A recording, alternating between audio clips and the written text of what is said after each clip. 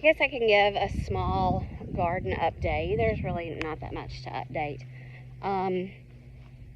We planted about, y'all, and this is the trials and errors of learning. There are failures. There are always failures, and that means sometimes you lose some money. You have to go back to the drawing board, and you know, you don't always have the tools and the equipment and everything you need, but sometimes you just got to start. You just got to start somewhere. You start ugly, you start late, you start messy, but you just got to start. So we planted, well, let me just turn it around and show you. So this was sunflowers early last year, not the whole thing. Sunflowers and watermelon and cantaloupe that drowned, that just didn't make it. And then it turned into pumpkins. So we decided to start Indian corn here, and hopefully by time to put pumpkins in the ground, Indian corn's ready to come out. Even if it's not dry, it can hang and dry. You know, that's fine. So we planted this whole thing in corn, Indian corn, lots of different varieties, from the glass to blue to black to the red butcher. I mean, we had a ton of varieties in here. And we were seeing very, very few. And after a rain, I started walking my rows and I could see kernels like on top of the ground. And we decided, and there are tons of cocoa grass, which is just, it doesn't respond to grass killer because it's not really a grass, so to speak. And I just was like, I don't want to fight this. I don't want to fight this cocoa grass. It was in here with the pumpkins, but the pumpkins pretty much, except for kind of the middle area, the pumpkins kind of drowned it out, so to speak. And Greg was like, this corn is not coming up. Well, I don't know what we did wrong. We decided that our planter, number one, was not dropping the seed properly. We were probably spacing too far apart, and our planter was not getting deep enough. So I guess you would say we just got mad, and we came out here and we redid everything. Is there corn seeds still in the ground? Yes. Will we probably have some sporadic corn come up? Probably. Maybe in the middle of the rows. Who knows? We've ordered all new corn. It came in today. We've reworked these rows. And we have some pre-emerge that we are going to put down that hopefully is going to handle the cocoa. I can only just pray that it does. And then pray that this Indian corn will be ready to come out in time to get pumpkins in the ground by July 4th. I mean, you can see, like, there is some corn coming up from the kernels that were left, and they may take a hit with the pre-emerge, but I feel like we've already sacrificed them. So if these take a second to sacrifice, so to speak, that's just what will happen. So this is learning. When you don't have a no-till drill, you till, and the more you till, the more you disturb things, and you get things like cocoa grass, and you get things like the devil of pigweed, which I'm fixing to show you. I battled pigweed last year in this one area, and it's coming back. None of the flower fields have been planted at all, so you can see grass coming up in them. this is the garden, so to speak, and I use that term loosely because things are really, really slow. But do you see this? This is the beginning of pigweed. And you can see where I've already sprayed some. There's nothing planted on this row. There's nothing planted on that row. And then I've literally been in spot spraying around sporadic lettuce, around sporadic celery, not celery, spinach and broccoli and cauliflower. And there are rows that I don't see any lettuce coming up on. And I don't know. I said, like, next year I don't want to have to continue to till this, but it's really just our only answer right now. Because we're continuing to turn up crap like the pigweed. And it's just, it is so disheartening. That is radishes. These are radishes. This is a row of carrots that just looks like a row of grass right now. But you can see carrots are starting to pop up. They're just slow, you know. And right now, I'm just dealing with grass over here. Not dealing with any pigweed over on this side just yet. Maybe a few, but the pigweed seems to be more towards that end of the garden and heavily towards the back side. I don't know. It's just kind of a, it's just frustrating. And my tiller can handle the middles, but again, I mean, you're keeping your rows clean, but you're turning up so much just crap. Just literal crap. Not literal, I guess, but anyway. So it's time to get flower seed in. I feel like I'm a little behind, and I probably am a little bit, but I look back at my calendar and I'm not too far behind, so I don't feel too bad about it. But we got to get this grass under control. We need to freshen this up before I put stuff in the ground. This was my amaranth bed. This was actually zinnias last year, and I see a few coming up from where seed dropped and stuff. But honestly, zinnias are so easy, and I saved so much seed from last year, and I've got so much seed to plant that I'm gonna have to come in here and spray all this before I put my seed down. And I do have some stuff that will just handle the grass, and so far that's all I'm dealing with in this bed. This bed, not the same story. Grass, yes. I do have amaranth coming back up. You can see some of the little purples are my amaranth, and they're pretty sporadic, but they are coming back up. But again, amaranth and pigweed are actually of the same family.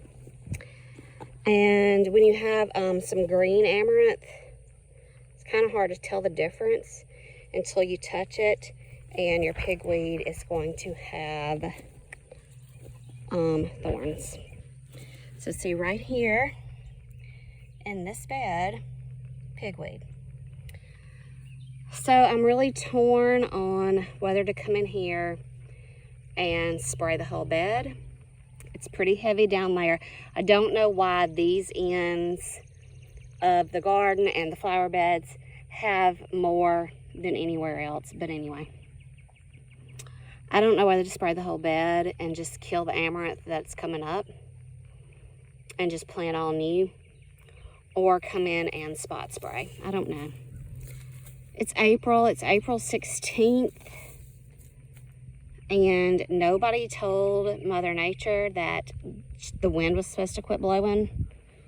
You know, March is what? In like a lion and out like a lamb. Well, I mean, we're still having just not extremely heavy winds, but wind enough that I don't feel comfortable enough to come out and spray until practically dark, because my strawberries are producing really well and I don't want to risk anything blowing towards my strawberries, blowing towards my blueberries.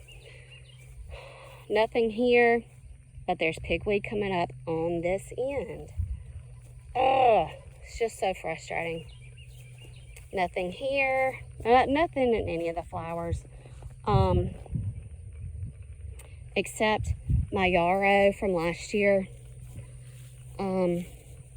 It's starting to spread pretty good. So I'm really trying to baby around it. But you see, right down here on the end of the yarrow, pigweed. I just cannot deal. I can't deal with it. I don't know the answer. Yes, I could lay down landscape fabric or plastic or whatever, but I'm planting seeds. I'm not planting plants, and it's just harder. But let me share with you what is my favorite thing. It's made my day. It's made me completely forget about pigweed for a minute. I don't know. This is just grass. Y'all, it's so pretty, and it almost looks like we planted it. We didn't, but it came up just in like these nice uniform rows. And this we planted last year. I just threw wildflower seed out and it didn't do anything. I had maybe a few zinnias come up back here. And the yellow is not from the wildflower group. That's just normal pasture stuff. I don't know if the little purple is or not. I don't know if that was part of the wildflowers. But I purposely last spring brought dried, dead Queen Anne's lace back here because I knew I wanted some Queen Anne's lace back here. And look, there's one, there's one, there's one. Here's another one coming up back here. I'm just so thrilled. This will, eventually need some bush hogging, but I'm just so excited that some Queen Anne's lace really came up. It's just making my day. I know it's just a roadside ditch, but I just wanted some, and I went and grabbed some last year when I saw it drying out on the side of the road and came and sprinkled it, and I'm just thrilled that it's actually coming up. Just made my day. So I guess I don't know if that's how it starts out. I don't know if that's Queen Anne's lace or not. But anyway, just wanted to share that with y'all. And I guess to whine or complain or whatever, just, we're just learning as we go and just trying things and figuring out what works and what doesn't work. And I would love to not be able to till, not have to till next year. I don't know what the answer to that is. So, you hear about it's better for the ground, it's better for your soil if you're not tilling it up every year. I don't know how else to plant things without like a drill to drop seed. And honestly, some of the seed I'm dealing with is so tiny. Like, I don't know if you can put carrot seed in a drill. I have no idea. And that's honestly, we're not that big a deal that we need something like that. Just trying to simplify things and somehow keep pigweed. Grass, I can deal with, but the pigweed and the cocoa grass, just over it. We ain't even started, and I'm over it. Strawberries, I lost some strawberry plants. Fall of 24, I think I planted 100 plants. So spring of 25, we made strawberries. But the first year, we made enough for us to come out here and eat and put in our cereal or put on top of some ice cream or just eat whenever we wanted to. We're going to do a lot better this year, but we no longer have 100 plants. So, you know, I've told you before, everywhere there's a flag, there's a plant. And a lot of those have produced runners and made their secondary plants and things like that. And I have cleaned up a lot. There's a lot close to the plants that have not been cleaned up, but I'm also finding that is helping hide stuff from the birds. So I'm not hating on the weeds and the grass as much as I was. I put up a panel there. I've got my tomatoes there. I'll probably add some more. I'm going to put up another panel for cucumbers. I have not put my okra in the ground yet. I have not got any pepper plants yet. I do not have any squash plants yet. Anyway, strawberries, they're doing good. It's very small scale. This is not a strawberry farm by any means. But I picked, between yesterday and today, I've got right at 5 pounds. So, you know, I'm good with that. We're sacrificing some to some birds, and I found a beetle had bored a hole in one of them and was still in there living and eating. So I don't know if beetles have been my problem eating on my strawberries. I see a lot of crickets out here too. I don't see any evidence of rabbits, so I'm thinking it's just bugs and maybe some birds. But anyway, you know, we're just doing the best we can. We both work full time, so it's just, it's something you gotta wait till you get home and do. And then, you know, there's still so many things that need to be done inside, washing dishes and washing clothes and, you know, just getting ready for the next day, and everybody wants supper and things like that. So it's just called balance and doing the best you can. But again, when we decide, we've gardened on a small scale for a long time, and this is still a small scale, but I've never done any gardening for produce for sale, to sell to my neighbors, to sell to my friends, whatever, until last year. So we're still learning. We're still learning a lot. I don't know. I feel like it's already, I said April 16th. I feel like it's already kind of warm, and I don't even have all my lettuce above the ground yet. I don't know. We had such a hard frost, though. I was glad that I didn't have a lot of things above the ground when it frosted, because I lost, like, my butterfly bush doesn't look like it's coming back. A couple of other things that got burnt really bad. So, I don't know. It's just a toss-up. You win some, you lose some. It's hit or miss. And, you know, whatever we get, we'll be thankful for. And, if you got an answer for pigweed, let me know.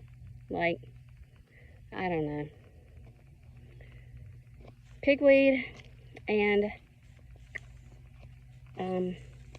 what's the grass? I just said it. Cocoa nut grass, whatever you want to call it. Those two things seem to be our biggest problem. So anyway, that's an update on the garden. That's an update on the flower farm. There are no flowers planted yet. So hopefully within the next week, 2 weeks, flowers will be in the ground. Haven't planted watermelons, haven't planted cantaloupe. I don't know. It's just a lot. It's just a lot going on. I did the house clean out, and I'm still moving stuff, selling stuff from it. I still have 2 rooms to go there and do. And, you know, my family tells me I have too many irons in the fire, and sometimes, as bad as I hate to admit it, I think sometimes they're right. But I just like it. I just enjoy it. I just love it.